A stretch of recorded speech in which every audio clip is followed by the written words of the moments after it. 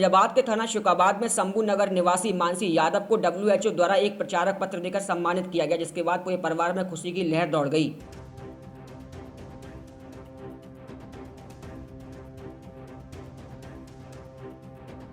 शुकाबाद क्षेत्र के अंतर्गत शंभू नगर निवासी मानसी यादव पुत्री देवेश यादव को डब्ल्यूएचओ द्वारा प्रसारित पत्र देकर सम्मानित किया गया। मानसी के घर वालों का खुशी का ठिकाना नहीं रहा। उन्होंने कहा कि बड़े गर्व की बात है कि शुकाबाद की बेटी मानसी यादव को डब्ल्यूएचओ द्वारा प्रचारक पत्र देकर सम्मानित किया गया है। यह सम्मानित पत्र लेकर मानसी यादव ने अपने माता पिता का नाम रोशन किया है। मिली जानकारी में मानसी यादव के पिता देवेश यादव ने बताया कि मैं परम पिता परमेश्वर से निवेदन करता रहूंगा कि हर एक बेटियां यूं ही अपने माँ बाप का नाम रोशन करें।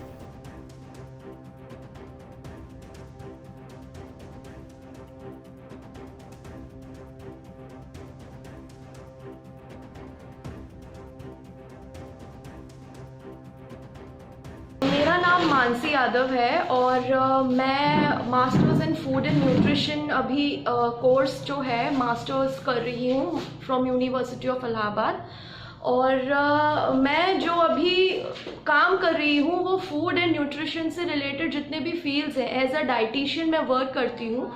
और जो अभी मुझे फाइनली एक अचीवमेंट जो मुझे मिला है वो WHO वर्ल्ड हेल्थ ऑर्गेनाइजेशन की तरफ से मिला है, जिसमें मैंने एक ट्रेनिंग की थी लंग्स इन्फेक्शन के ऊपर, जिसकी वजह से मुझे ये एक WHO ने मुझे सर्टिफाइड किया है इस उपलक्ष्य में।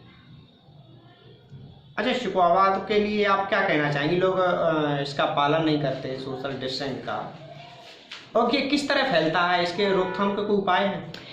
देखिए, कोविड-19 मैं ये बात करूँ तो ये क्राउन वायरस के नेम से जाना जाता है। ये सबसे पहले चाइना में डेवलप हुआ था।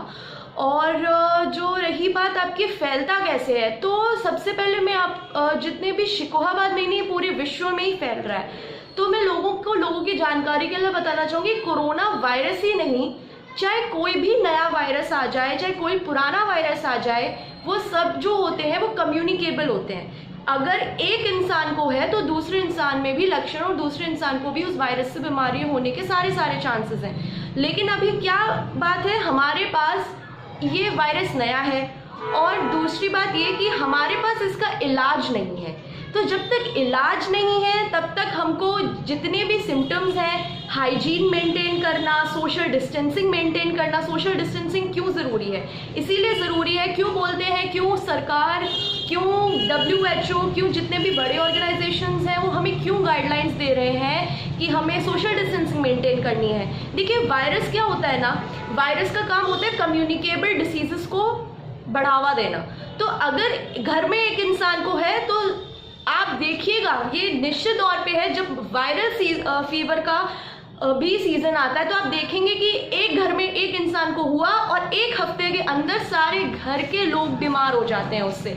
लेकिन होता क्या है, हमारे पास कुछ वायरसेस का इलाज है, लेकिन ये नया वायरस है, थोड़ा सा स्ट्रॉन्ग है, तो इसकी अभी दुनिया भर में दवाइयाँ और वैक्सीन्स बन रही हैं और मैं उम्मीद करती हूँ जल्द से जल्द बने और हम सब एक सुरक्षित मोड़ पे हम लोग जाके खड़े हों। लेकिन तब तक हमें ध्यान रखना होगा हमारे हाइजीन मेंटेनेंस का, हमारे सोशल डिस्टेंसिंग का, और हाँ, हमें वायरस बीमार नहीं कर रहा है और हमें वायरस मार नहीं रहा है, हमें मार रही है तो हमारी कमज़ोर और वीक इम्यूनिटी, जिसको हमें स्ट्रॉन्ग करने की बहुत ज़रूरत है।